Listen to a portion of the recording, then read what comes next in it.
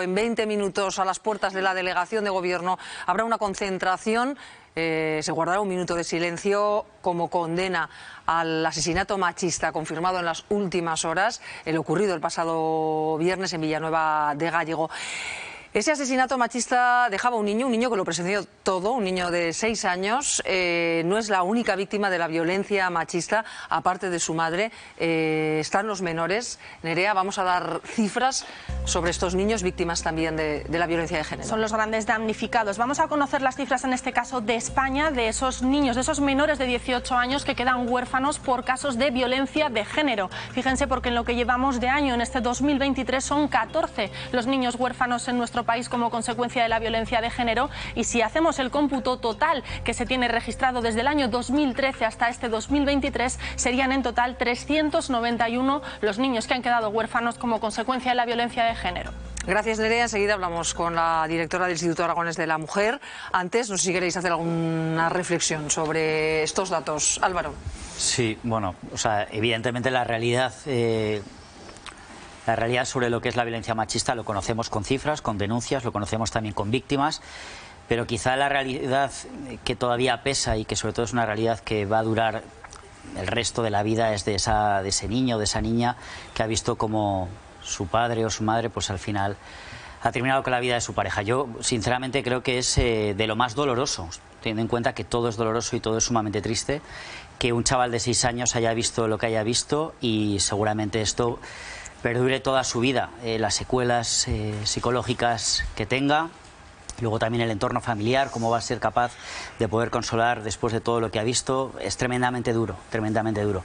Ahí sí que no solamente, yo creo que por parte del Estado, en este caso de la Administración Autonómica, hay que intentar hacer todo el esfuerzo posible para dar la ayuda, ya en este caso sea psicológica, o las carencias que tengan, tanto materiales como humanas, la familia de la víctima, ¿no? Y sobre todo de este chaval de 6 años, que tenga todo el apoyo posible desde la Administración. No solamente la solidaridad de todos aquellos que nos solidarizamos con la situación y con el asesinato, sino también de la Administración, ¿no? Que dé todo el apoyo posible a la familia y al niño. Muy de acuerdo con lo que dice Álvaro. En estas tragedias hay 2 víctimas. Primero la madre que fallece, y sobre todo, y después esos hijos que quedan huérfanos y que arrastran durante toda su vida esta tragedia, porque difícilmente se pueden olvidar de ella. Y efectivamente, que la solidaridad no sea solo con las manifestaciones y los minutos de silencio del día siguiente, sino que sea un acompañamiento a lo largo de la vida de estos niños, que van a necesitar más apoyo ante la ausencia de esa madre. Van a necesitar los familiares que se hagan cargo de esa criatura, van a necesitar más apoyo en los colegios, en psicológicos, y para superar ese dolor y ese sufrimiento que seguramente no les abandona nunca. Juan. Los que estamos acostumbrados a trabajar con estadísticas, pues efectivamente los números son fríos. Coincido mucho con vosotros, porque luego está la intrahistoria, ¿no? La intrahistoria de cada uno de esos casos. Y si nos ponemos en el lugar de cualquiera de esas personas, el daño no se limita al daño físico que puede haber habido tras una agresión, con resultado de herida de muerte, resultado de muerte directamente, aunque sea un resultado leve, sino verdaderamente todo ese daño que queda a lo largo de toda tu vida. En ese sentido, lo que hay que hacer es lo que decía Álvaro, que en este caso pues las instituciones se den cuenta de que ese daño no es como ir al hospital, que te pongan, que te curen el brazo y bueno, pues ya se te ha curado, pues ya puedes echar a correr, sino que va mucho más allá y que necesitan evidentemente un acompañamiento, porque deberíamos todos darnos cuenta de que no son números, sino que son personas y tienen vidas que pueden estar afectadas a largo plazo. Sí, la recuperación psicológica es muy difícil, lo hablamos cuando lamentablemente hemos conocido otros casos, y estos niños requieren un tratamiento porque han presenciado lo que han presenciado, porque eso les deja, como es lógico, una huella que se puede trabajar para intentar borrarla, pero que desde luego deja un pozo.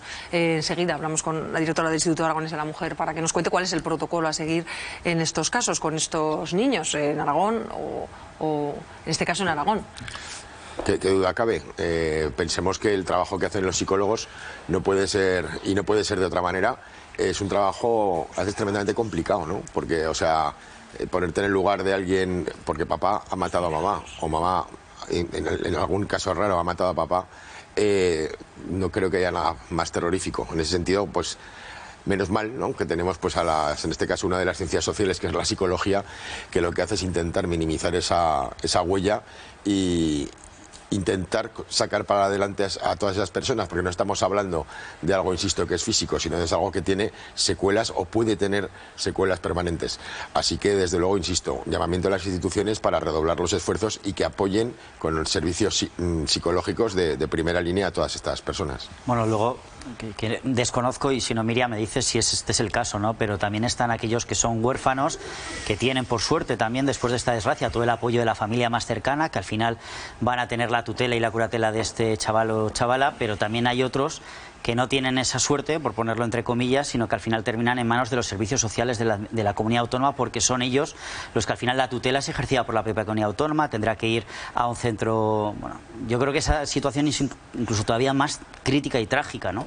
Por eso yo creo que no hay que escatimar esfuerzos por parte de la administración en dar todo el apoyo, que no sea simplemente, bueno, pues la solución a corto plazo, es decir, le damos una salida a ese crío que ha quedado huérfano de madre y evidentemente el padre que está en prisión, sino que también durante años haya un ejercicio pedagógico desde la propia administración para darle soporte, sustento, capacidad de mejora, de salir hacia adelante de la manera que pueda o de lo que necesite, que no simplemente sea el hecho de que, bueno, la administración autonómica ya ejerce esa tutela, se le va a asistir durante el resto de su vida hasta que cumpla los 18 años, sea capaz y ya esté en la bueno, pues a partir de la mayoría de edad, sino que también haya un esfuerzo, un sobreesfuerzo. Yo, sinceramente, si pagamos impuestos, hay cosas que es que no hay que escatimar nunca en gastos. Yo creo que este es uno de los ejemplos. Y esa tutela realmente tiene que mantenerse en el tiempo, porque luego, como es fácil de suponer, en estas familias donde el padre ha matado a la madre y se han quedado los hijos huérfanos, luego están también las diferencias entre las dos familias. Entonces, ¿cómo se ejerce los derechos de los niños frente a esa situación tan dramática de dos familias que, por un lado, unos han perdido a la madre, los otros, su hijo ha sido asesino y por lo tanto está en la cárcel? ¿Cómo se mantiene el derecho de esas criaturas a crecer y a tener un amparo familiar en el resto de su día, de su vida? Y efectivamente, en el caso de aquellos que no tienen, que por si son hijos de inmigrantes, que a lo mejor no tienen familia en España y tienen que quedarse al cargo de la administración, pues efectivamente todos esperamos que, como dice Álvaro, no se escatimen esfuerzos y estén en las mejores condiciones, con familias de acogida y con acompañamiento el resto de sus días. No conocemos las circunstancias, pero tampoco es comprensible que ese niño estuviera en manos de este sujeto. Bueno, no es comprensible desde nuestro punto de vista, pero si en un momento dado pues había habido en su día creo que había una orden de alejamiento y ya se le había catalogado como no peligroso, vamos, para entendernos con lenguaje que nos entendamos todos, pues por desgracia sí es como ha sucedido. Esos derechos que decías, Genoveva, pues por supuesto que se ejerzan, ¿no? Y que alguien los ejerza por estos pobres niños que son pequeños, claro, y que no pueden valerse por sí mismos. Pero junto a eso, pues yo creo que hay que resaltar también el valor que tienen esas familias de acogida a las que hacías alusión. Esto es lo mismo como que los pobres también niños que vienen de conflictos, de guerra, muchos de ellos huérfanos, ahí sí que no tienen absolutamente nada, además ni siquiera saben el idioma. Y el amor que reciben en las familias de acogida es algo que les impulsa y no solamente les impulsa, sino que les permite tener pues una vida completamente plena y no solamente normal, sino además con muchas posibilidades de éxito, ¿no? Porque cuando hemos comprobado desde el punto de vista social que cuando la gente viene de conflictos y viene de problemas, suele ser gente que triunfa en la vida.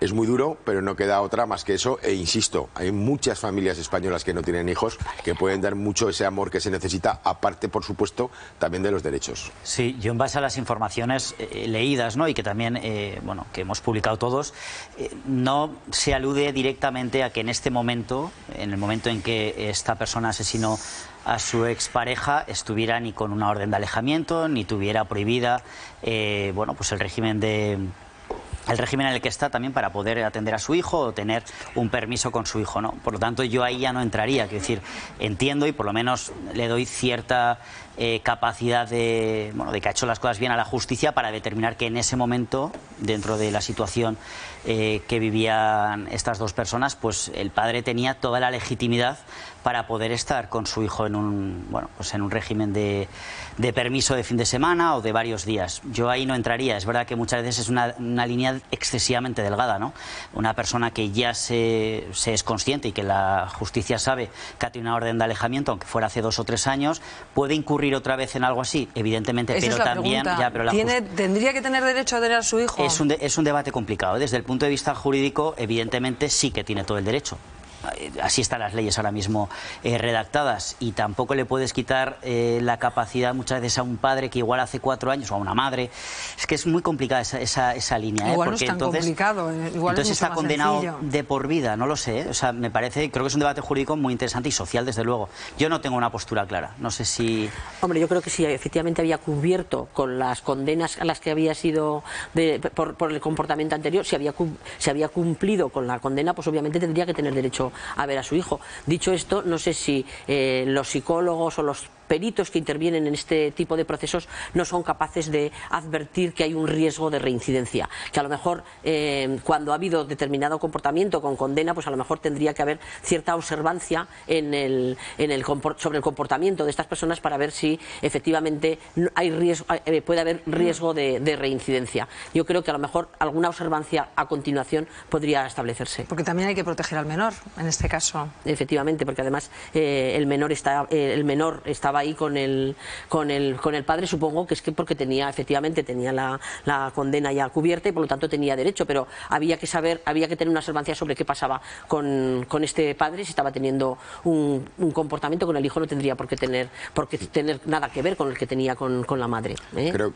que todavía quedan de esos vasos que se llaman Duralex, que seguramente hemos tenido todos los que tenemos ya una edad, ¿verdad? Genoveva, nos acordamos de esos vasos. Y los vasos Duralex vienen de dura ley, de ley dura, es decir, la ley es dura, pero es la ley, ¿no? Como dice el refrán, Duralex, sed lex. Entonces, en este caso, pues yo creo que es un debate complicado. Por supuesto que hay que poner cuidado en la potencial reincidencia, en este caso de los determinados personas que están cometiendo reincidencias, pero no estamos asistiendo a cómo hay mucha gente que está en la cárcel. Véase el caso de violación de gente que incluso no se arrepiente. Y estamos viendo cómo los funcionarios y cómo muchos técnicos, en este caso de justicia, están diciendo, esta gente que no se arrepiente tiene una alta probabilidad, ¿no?, de volver a delinquir. Entonces es un problema, es una delgada línea roja, pero hay que darse cuenta de que la ley es la ley y no se puede traspasar. Es decir, cuando uno ha cumplido con su pena, pues lógicamente sale. Que evidentemente hay que poner mecanismos de corrección o estar encima, sin duda, pero resulta una delgada línea roja, porque hasta dónde llega una cosa y hasta dónde llega la otra, claro.